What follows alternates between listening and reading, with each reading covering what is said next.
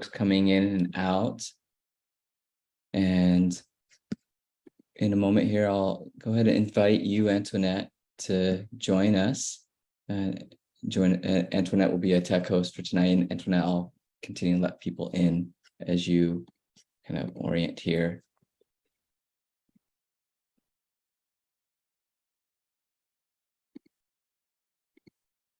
Hello, everyone. Welcome. Welcome to this wonderful gathering hosted by BPF. So the chat will be turned off during Reverend Lien's presentation. And if there's any tech requests or any support that's needed, you can direct it to me. And I shouldn't say, I didn't give my full name, Antoinette Gonzalez, and pronouns are they, them, and her, she. The captions are enabled, and you can use the captions if you're not familiar with in the meeting controls at the bottom of your screen.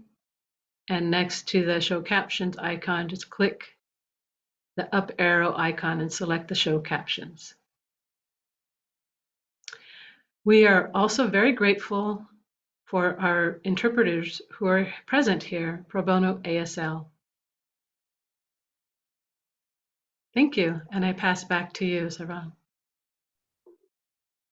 Thanks, Antoinette. Appreciate you. Yeah, so as we orient together, I want to just really happy to see our Sangha, and there'll be more people, I imagine, will be joining us tonight. And it's been a long time since we gotten together. It's a kind of a new beginning for BPF. So those of you that know Buddhist Peace Fellowship might know that we've been on a kind of, a long transition and gestation period. And we're happy to really deeply welcome everyone here as we relaunch and start opening ourselves up again to the community with programming, particularly in this period of autumn equinox in the Northern Hemisphere. I want to make a special shout out to my father, as his birthday today, turned 83, and actually just landed from a beautiful little trip him and my mom went to Iceland with. And, it was in the fall of 2021 that we originally began this transition process. And we're still tenderly growing. And we'll have a upcoming announcement. Just wanted to let you all know that there'll be 2 co-director positions opening up. And we're excited to let you all in on our community and how we're growing. And just please look out for that. And if you haven't joined any of our newsletters, you're welcome to do that from bpf.org. And we're also super excited to have Kate Johnson joining us as a co-director, the newest co-director and staff, my partner in Liberation and Justice. And believe Kate may be joining a little bit later today. But after so long and hosting this public offering, we're looking to have more opportunities to gather together and radically imagine what healing, wholeness, liberation mean for us today. And you're always welcomed to support our programming accessibility. This is offered in Dana freely for you all, and with the generosity of Reverend Lien to show up here. And if you'd like, you're welcome to make a tax-deductible donation to BPF now or anytime in the future to keep our programmings going. And I guess I should orient you to myself. My name's Sarvang Parikh, and I use he and they pronouns. I'm residing on Ohlone land here in Richmond, California, and I'm a co-director for Buddhist Peace Fellowship.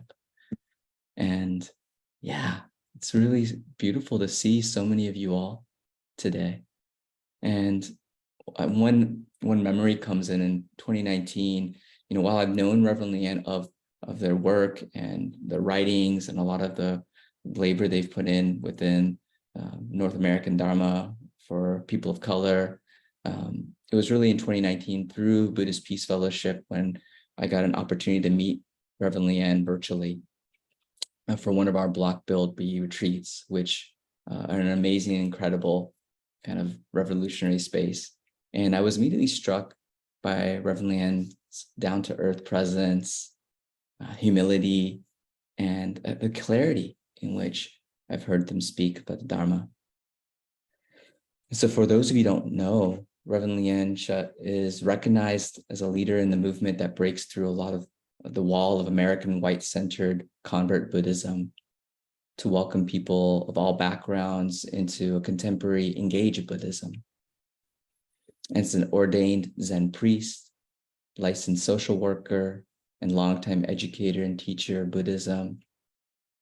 Shud represents a new leadership at the nexus of spirituality and social justice, offering a special warm welcome to Asian Americans, all BIPOC, LGBTQI+ immigrants, and all those seeking home in the midst of North American society's reckoning around racism, sexism, homophobia, and xenophobia.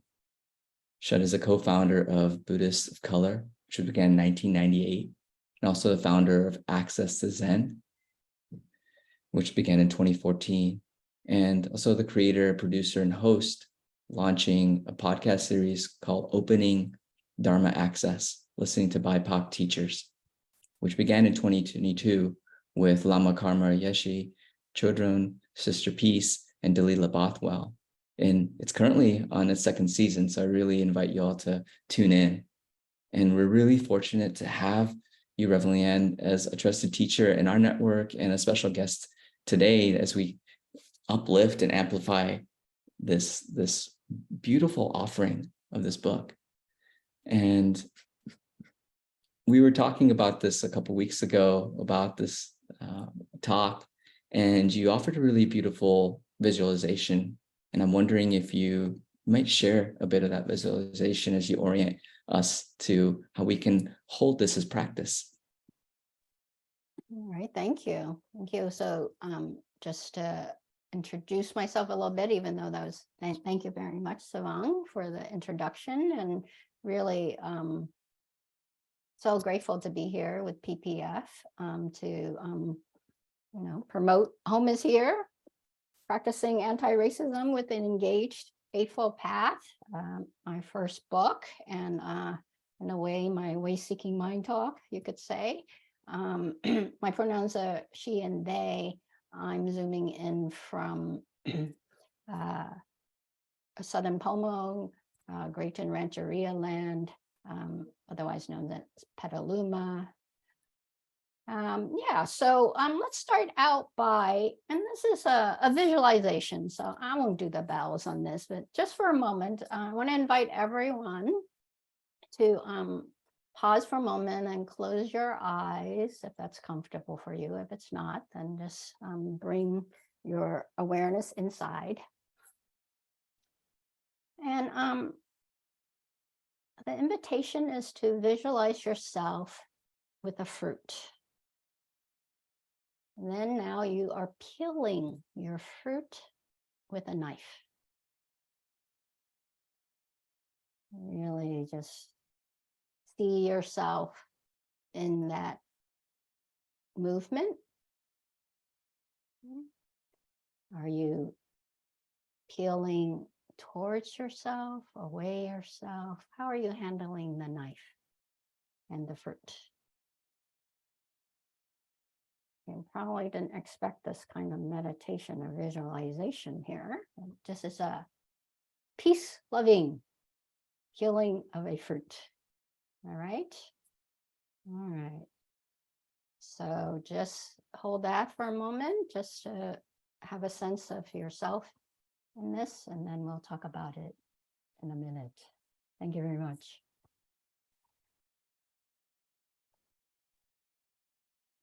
Thanks. Thanks so much, Reverend Lien. Got a little hungry. Yeah, that can make your mouth water for sure. And I imagined an apple, and for me, that apple I was peeling away from myself. Mm-hmm. Notice. Yeah. So maybe, okay, go ahead. Let's do this. Write in chat, people. What is your fruit, and which way are you peeling, or were you peeling, or do you peel? feel free to use the chat. In fact, I encourage you to.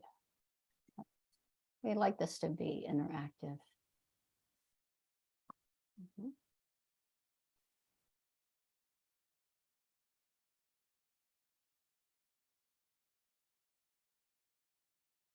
I think I want to talk about it a little more after the reading. Mhm. Yeah.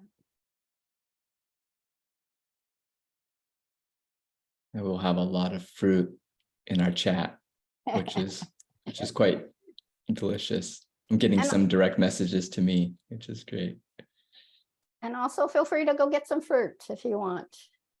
If it's making you hungry. Food's a big thing, I know. Okay. So as folks continue to write, we'll keep that chat open for just maybe another 30 seconds or so.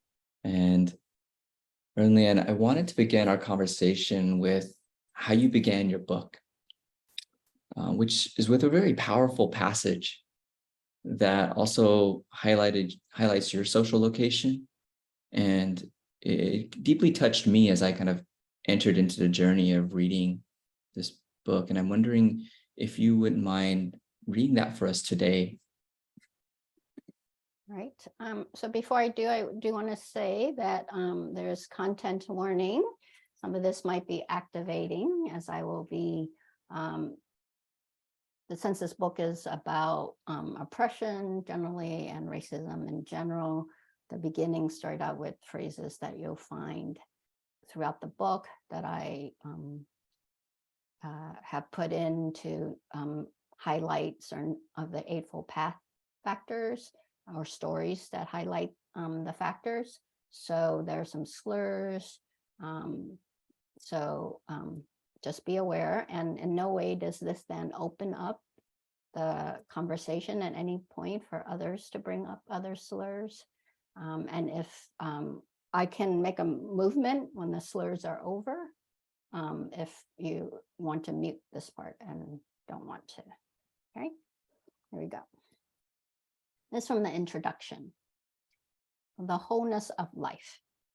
Location, location, location. Where are you from? No, really. Where are you from? Hey, chink, go home. People like you shouldn't live in this neighborhood. I was in your country and saved your people. Why do you act like a white girl? You're a Twinkie, aren't you? Buddhism came to America some 49 or 50 years ago. Don't you know this is the women's restroom? Fucking lesbian. All right. The slurs are over. Yes, maybe take a moment. Deep breaths, because I know it can be activating as we can be vicarious trauma, bringing up resonance for yourself similarly. All right, I'll continue here. In each moment, we are located in lineage and ancestry, by others, by ourselves, by sight, by perception, by differentiation, by discrimination, by institutions, by policies, by governmental structures, by systems of oppressions,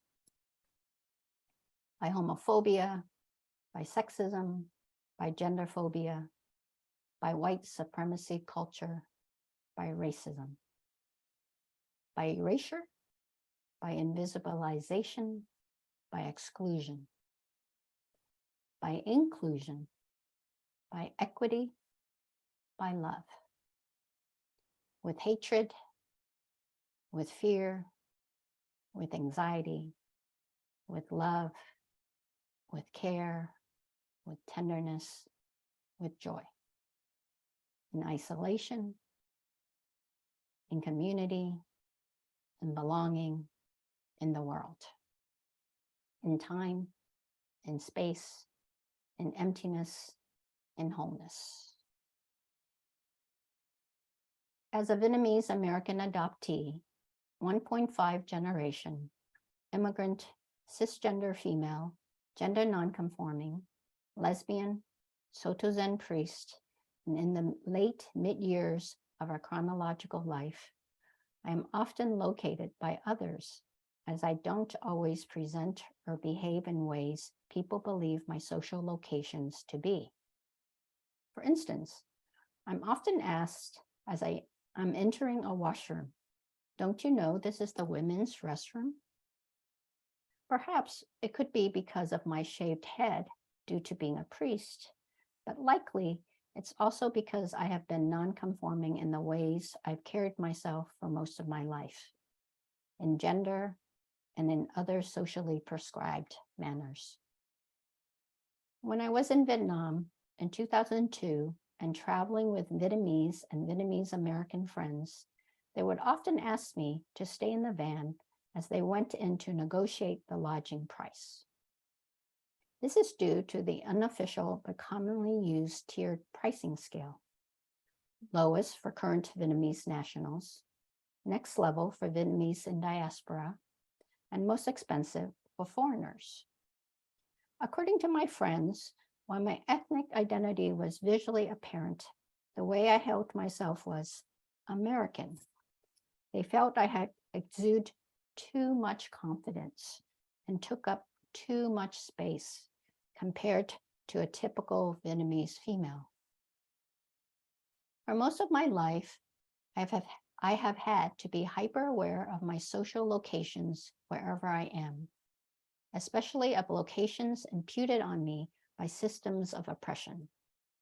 By location, I mean a framing for how an individual is designated a position in specific systems, and with it, the assumptions and privileges or lack of them that come with it. This framing of locationality allows for an understanding that an identity always comes with embedded social power that can change depending on which system is operating in each moment of interaction with another, interpersonally and in structures. For instance, as an able-bodied Vietnamese American, I'm located in a down power position or location of less privilege within the system of white supremacy, yet I am in an up power, more privileged location in ableism. Understanding one's location is important because depending on the embedded lack of or privilege of power, one's responsibility changes. I've tried to grasp solidly onto some of these locations at times, trying hard to be American or Vietnamese for others and for myself. At other times, I've tried rejecting locations, especially those imputed on me by others and by systems. I've done both in many ways, individually and with others, through academic studies, art, therapy, volunteerism, activism, and work as a social worker. Then finally, when my suffering couldn't be processed thoroughly through those means, I leaned into my Buddhist practice. Right? So I'll just pause there and talk about the visualization as it relates to it. So it came to me as I was peeling a mango recently, and I remembered how one time I was peeling, and then I peel mango or fruit with a knife by peeling it towards me. And I was doing it in someone's home, a non-BIPOC person, and they said, "That's not how you do it. That's very unsafe. You need to peel it away from you." Now, we are all conditioned by our family, our culture, by our environment to do many things, and this is how we're conditioned. And so how we learn it is locationality right? However, we are also in the locations, depending where you are and how the structure is, certain privileges are embedded in it or lack of. For instance, the privilege to say that is wrong or that is not how it's done, right? So that's a sense of having a privilege embedded, and that's learned. Because in that exchange, I just took it as, oh, that's wrong. And I kind of, like, it's hard to change how you learn something, but now I have this sense that, oh, this is not right. And then I went to Vietnam, and was in the nunnery where we got fruit a lot for snack. And all the nuns peel towards themselves. And I was like, there, see, this is very Vietnamese.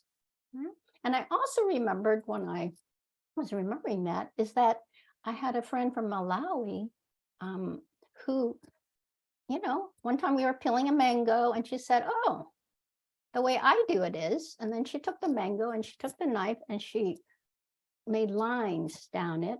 Then she just put it down and with her thumb and finger just peeled it back. So that was a different response for how to peel a mango, right? It's a sharing kind of response as opposed to a dominating kind of response. So this gives us a sense that we can't escape locationality, and it's not necessarily bad. And this book actually isn't about that it's bad to have one or the other. Certainly privileges and power is embedded in it, but it's really about how do we know and become aware of our conditioning in different locationalities and inhabit them with integrity. When is it appropriate to know that our down power, for instance, position means that we actually need to attend to the impact of oppression on us? Whereas if an experience is happening and our position is in an up power position, then our first response or our primary response is to attend to the situation, to the system, to the structure. So I think that's really, a very visceral and visual way of understanding locationality. Wow, yeah, it's such a potent metaphor, especially after you kind of contextualize your own journey. And I as someone that's also a share with the 1.5 generation, being born in India and migrating here at a young age. And what it reminds me of is like my relationship to eating our traditional foods, which I'm so used to doing with my hands, and I saw that that was a very non-acceptable way to do it in so much of my childhood. And there's so much internalized shame and aspects of that until, of course, I'm around other South Asians and how much that becomes commonplace. And then I remember going to India, and similarly, it's the opposite. It's unusual to use utensils for a lot of things. Yeah. And so it makes me relate to that in a lot of your journey. And I think the piece that you're identifying with, like the up position and down power positions, right?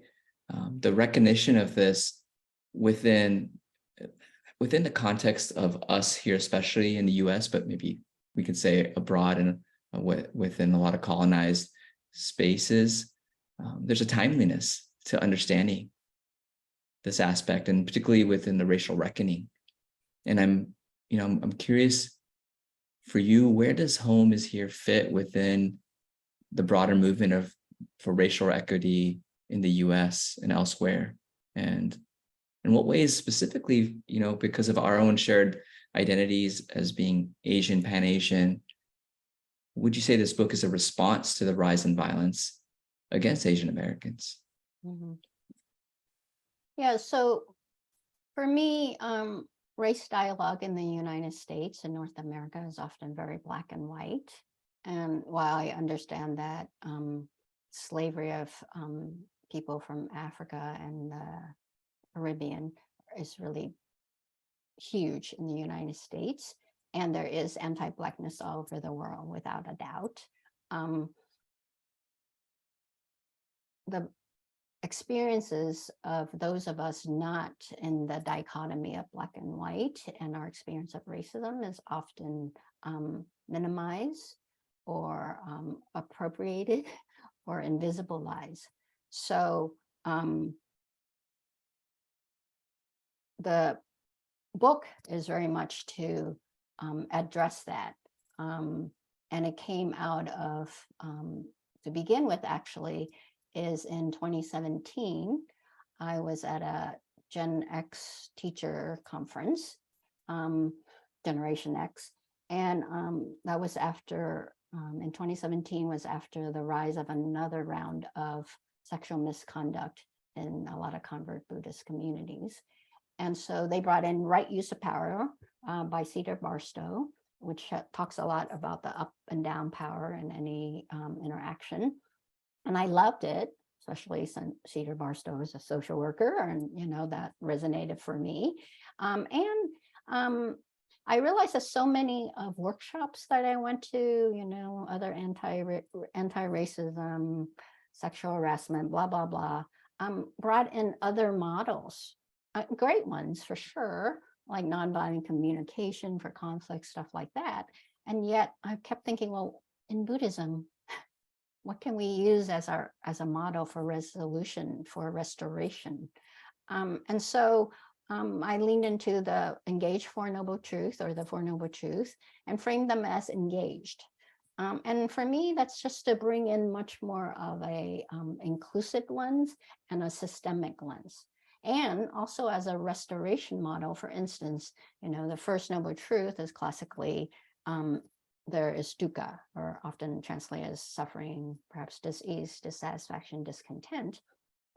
And the restoration model, it begins with that there is hurt and harm. Because for any resolution to happen or restoration, we have to say that there is an issue. We have to agree on the issue of what it is. And that's from there, then we can more clearly, because we define it as what is the problem, then we can be more clear about how to restore it. And also, I will say, not only that, but I wanted to really frame it from the point of that it's when we identify that something is wrong in the system, something is broken, it actually is a positive thing, especially as an activist. So many of us as activists, when we go and identify an issue that needs to be addressed, we are seen as, the problem, as opposed to really that we are pointing out how some mutual agreement of how things should be have been broken or have been torn or have been impacted. And so from there, the second noble truth in the engaged version is much more, similar about causes and condition. We lean into the conditionality more, and also as a structural thing. For instance, take racism. I know that, and there's a story in here about how, because I was adopted and my adopted parents were Caucasian, and we were in the State Department. We were actually, and lived overseas a lot, and we're like in the diplomatic level. We were like, I was first conditioned to be American without a doubt. And yet when I finally lived in the continental US, that's when I really was not identified as American. And that was a dichotomy that was really hard to hold.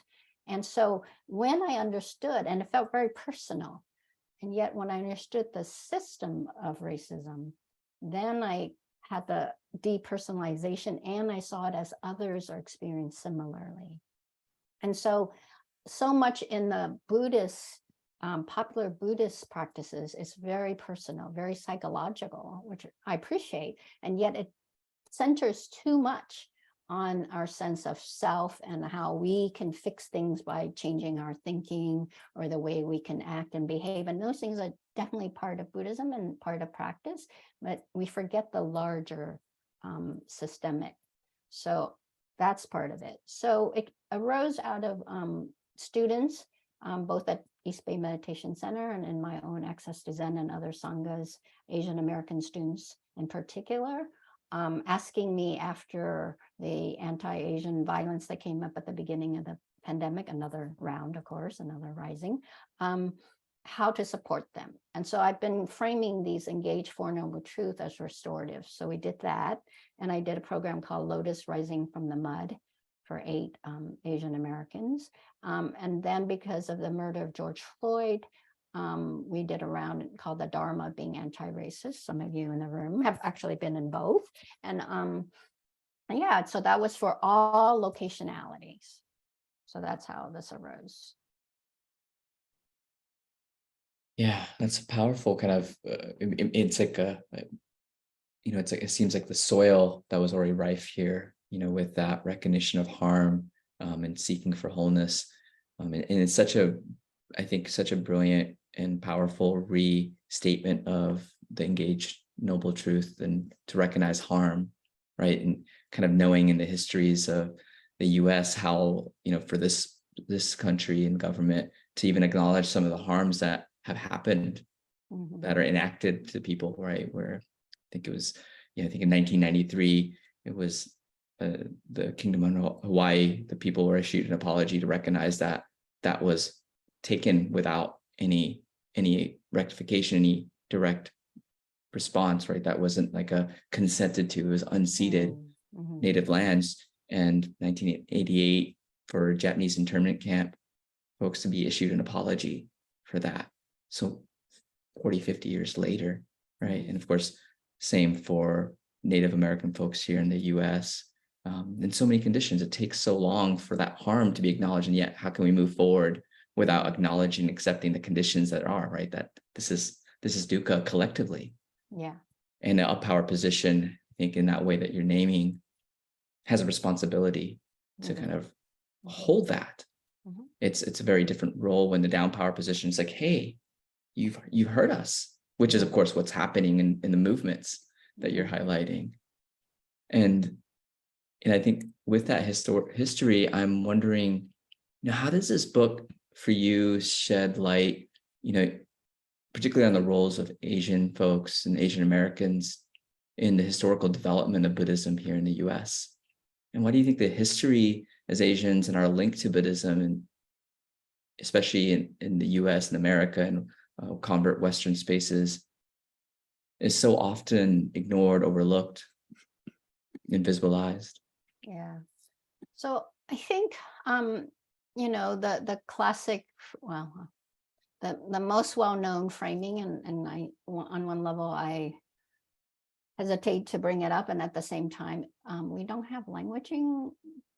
We're trying to, and the languaging still is about convert Buddhism and ethnic Buddhism. So that was in, I just blanked down the date, but like 98 maybe, or 88. I'm really bad with dates. When, Tricycle like made that framing. And so the position then was about mostly to seeing white body practitioners, also upper class practitioners, as having the Buddhism that is American versus from I think 1849 was the first temple in San Francisco, and of course on Hawaii, a lot more than that. Again, bad with numbers. And even I think in the Faces of Buddhism, there was a mention that perhaps a Chinese monk came in the 846 or something. I don't know. I'm really bad at dates, and I didn't write them all down, but it's just a sense of that the immigrants of Asian descent who came to the US and brought Buddhism with them weren't included as American Buddhism. And then, of course, also, as we can see, and that has carried, why it seems old, and like most of us might be going, especially in this form, might be going, oh, no, we understand that. And yet, when you look at institutions, especially large institutions that have the most visibility in North America around Buddhism, it's still very white-bodied and white-dominated and white-centered. And so, and you can see that in the upper echelon of staff, and also boards, and even if that is changing, A lot of it is still very tokenism, like there's one person required, as opposed to a sense that it arises out of the community. Because for the most part, most Buddhists in the world and in the United States are of Asian descent. So, and also then, even so, Buddhism came from India, and there's less and less presence of South Asians as part of that. So that's one. And then another way to think of it is, I like the line I use in the invocation, as you call it, right? That Buddhism was brought here 49 or 50 years ago. I heard that from an abbot in a temple. I've been in BIPOC spaces where teachers who are not Asian Americans, but BIPOCs, will say that their teacher brought it in the 70s or whatever. And it's like, and as a Buddhist of color, a while back, someone said of Chinese descent, my grandmother brought in, they're like, oh, that's not what I mean, that's not important. So this kind of minimization and invisibilization or erasure of Asian American experiences more broadly and in Buddhism is certainly part of what we've inherited in North American convert Buddhism, which I'm part of, without a doubt. Yeah, thank you for continuing to shine visibility about that. I know so many folks have been working with Maybe Gather and other folks that are hoping to visibilize kind of the Asian stories, the lineages. I know Buddhist Peace Fellowship has been a huge place that work has been done internally within our board and staff culture, and how we can create space to have those stories and cultural kind of histories kind of reconnected. And so it's so valuable as we kind of like really recognize and honor hurts and harms. It also helps us reconnect with like, what is an accurate lens of history look like, right? And I'm recognizing our time. We have such I know. We might want to skip our next question. Yeah. Oh, there's so much we could talk about. I know. But now we need this part. Yeah, well, we can read just a portion. I think part of what we wanted to set up is really, I think kind of holding some frame for some of the strategies and antidotes that the book also includes, right? It's highlighting so many of the ways that we can look at harm and how what internalized harm can be from these systems of dominance.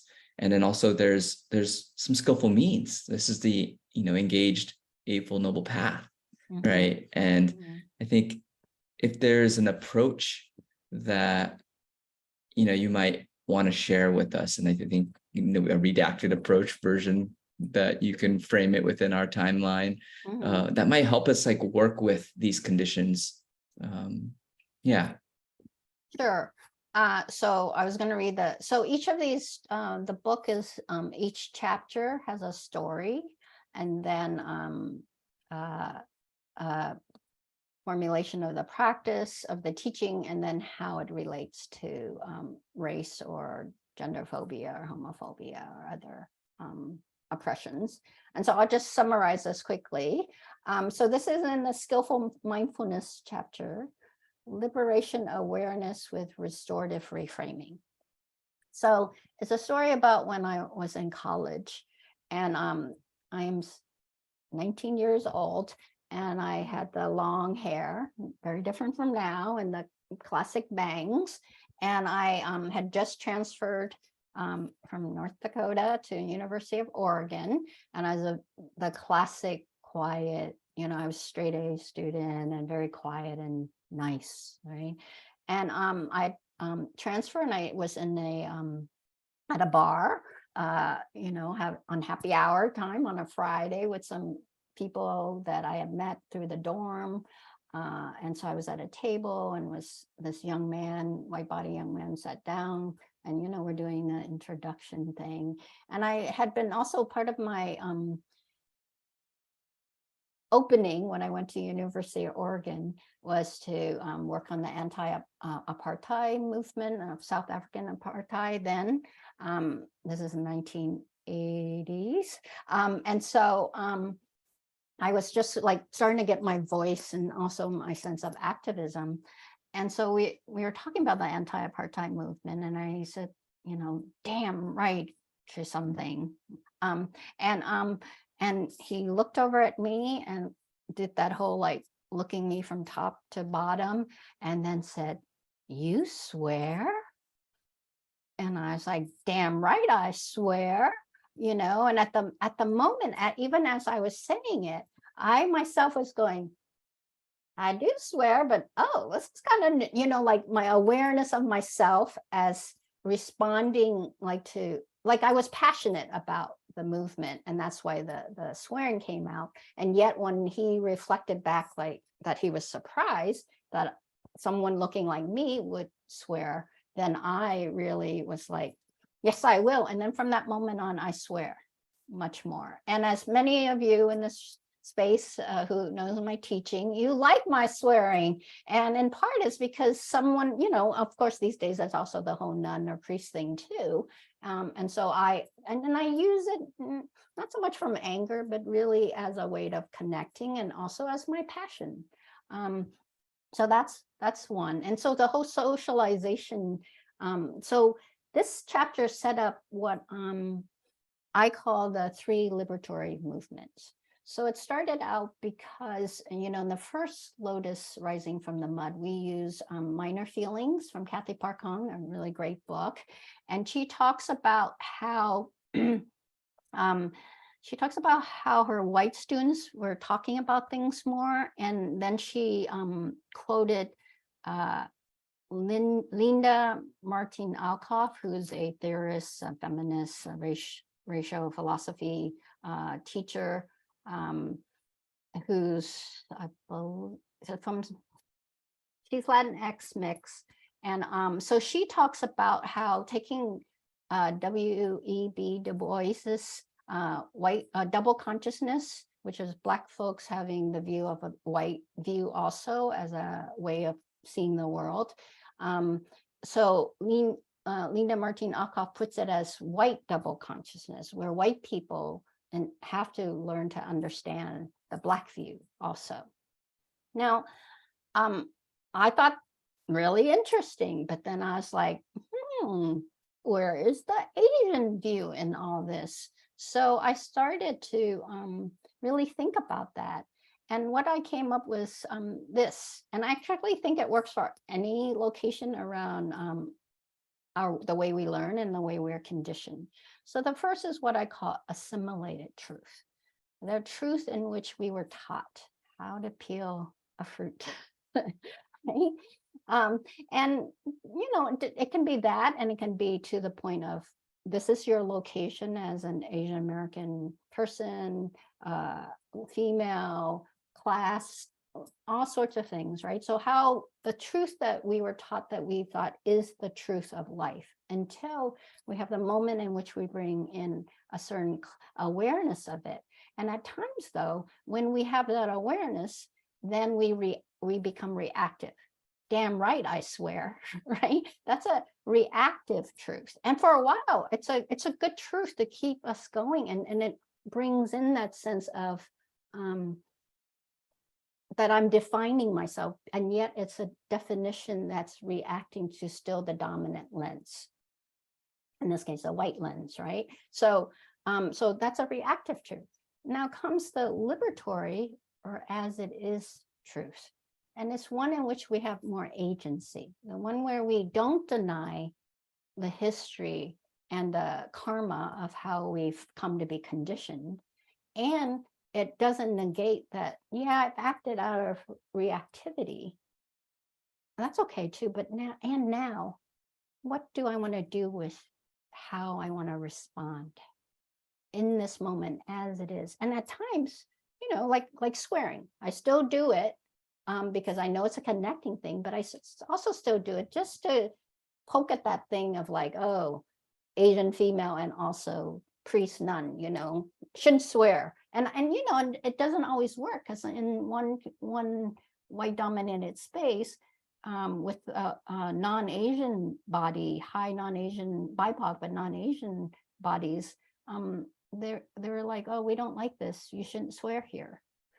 right? So it's not always, but yet for I know many of Pan-Asian students, they really, cheer me on when I swear, because many of us carry that sense of not being loud and proud, so to speak. Yeah. That's a brilliant, again, I think it's such a efficient way to like highlight all of the different responses as we can kind of mature or develop our healthier responses to a same situation, which myself, I can definitely like, often done in hindsight, but you can start to reformulate what constitutes truth, right? And I really appreciate you kind of holding that as a practice space. We're going to transition now and open up into a bit of time for Q&A and the question and answer response. Maybe response might be the thing.